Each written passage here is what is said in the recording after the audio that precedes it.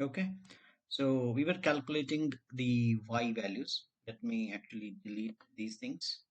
I'm on the main menu and I'm selecting the graph option. Let me delete this. This is where students struggles. Actually, they don't know how to delete the entered functions, but just help them out and they can enter the new functions now. So use this button for x. Let's say +5 I was using. Click enter, then draw. And now you can calculate different things. So we were calculating x values or y values. So click on G solve and click F6 to see more options. And look at this x calculate. Let's say I don't know, I need to know what value of x will give y equals to 10. So I'm going to enter y equals to 10 and I'll see x equals to 5. Let's try one more value. Y equals to 3. Enter. I can x equal to minus, right? So you can actually play around like that. Let's also deal with that. The last option was integral, right? So click on F3. Now here is the problem. In PI or other calculators, you have to set up the boundaries, right? But here it's quite easy.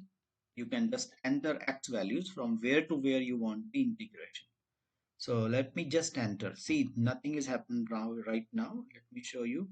I'm on integral option F3. As soon as I'm there, lower means I want to know the lower value of x. So I'm going to enter, let's say -2.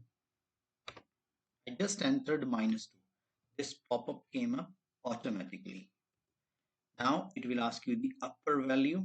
So do not hit any other button other than numbers. So let's say, let's hit 1. X equals to 1. And it's quite easy here. The integration 13.5 from -2 to 1. And it's visible on the screen. And of course, as I said, you can always reset the window. Click on exit and then draw. Now you want to see that again.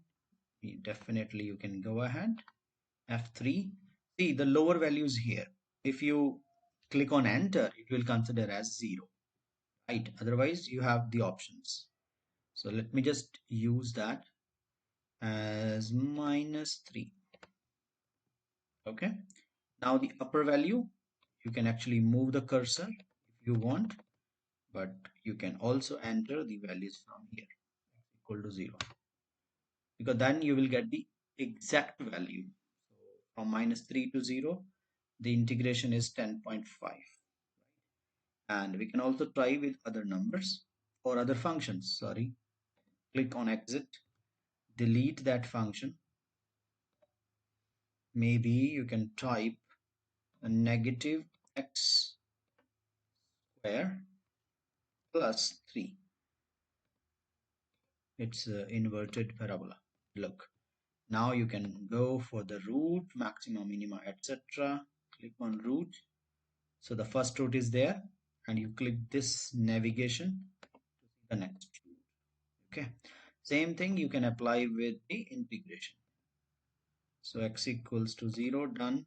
Upper value is 2, done. So the area is there. Shaded also there. Okay, thank you.